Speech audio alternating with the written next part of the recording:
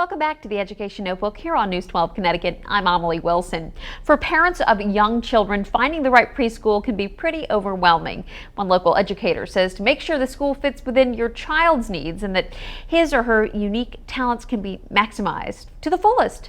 We are pleased to welcome Dr. Jane Bailey. She's the Dean of the School of Education at Post University. Welcome, Jane. Thank you. So there are a couple of steps for new parents to find the right place to send their child. Definitely want to do a walkthrough, right? Absolutely. Yes. And even before the walkthrough, I think you want to ask some questions. If you want a preschool, for example, that really fosters creativity, one of the first things you want to ask, but you're busy asking things like how much does it cost and what days of the week is it available, but really more important is their philosophy. So you want to find out if there is a school philosophy and asking questions of the school like, how do you foster creativity in children? And a lot when you walk through, look at around the walls. Oh my goodness, yes. Are you seeing a lot of children's artwork and such, right? Exactly, it's the evidence. So after you've found out what the school's philosophy is, then it's your job to look for the evidence that indeed that philosophy is put into action, because sometimes it's all words.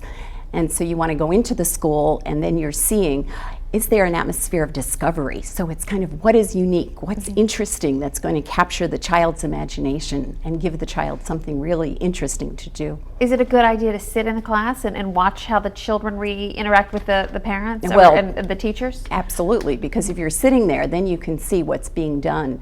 And what I really think is very important is that you're looking at or listening for what is it that the teacher is saying to and with the children, that it's more important that you're hearing that the teacher is interacting with the child and not just sort of saying words to the child, but it's what is it that they're asking of the child. And that the kids are getting it, right? Exactly, exactly. Well, you brought along some neat props. This is just kind of fun. What ages would you say? Right. These are all from preschool.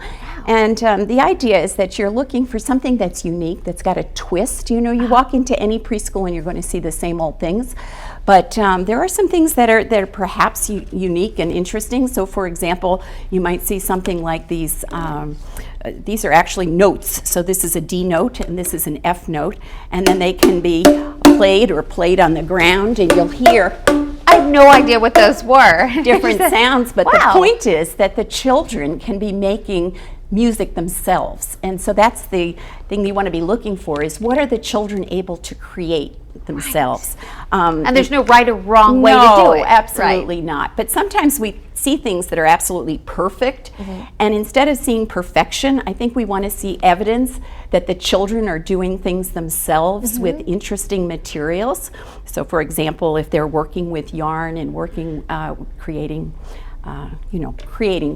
things themselves. And I love the use of nature in here. We just have sticks in there. Exactly, too, exactly. And this is an example of children who were studying actually the Titanic, and they were learning about the Titanic, and then they had a model that they created and that they were able to paint themselves.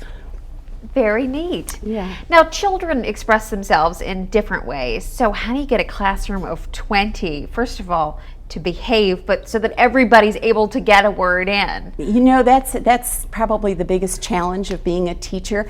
But in my mind, the word behave gets twisted in that what we want to do is to get children really engaged. And if they're engaged, they're going to behave. And so in my mind, what we want to be doing is getting children to use different languages. Certainly we always think of the language of words, but using the language of art, the language of music, the language of movement, all of that gives windows into children. We begin to see how children think, and I think that's our job. And interestingly, at Post University, we're finding that even at college age, we've got to emphasize creativity. So all of the courses at Post have got creativity built into them. And if we can back up and help preschoolers learn to be creative, then by the time they get to college, we won't have to worry about it. Wouldn't that be great? Yeah, wouldn't that be great? Great, thank you so much. Wonderful advice for parents, especially those expecting and then are going to have to go through all of this. Thank you. Yes. Very, very helpful and great props by the kids too. Jane, thank you very much. Thank you.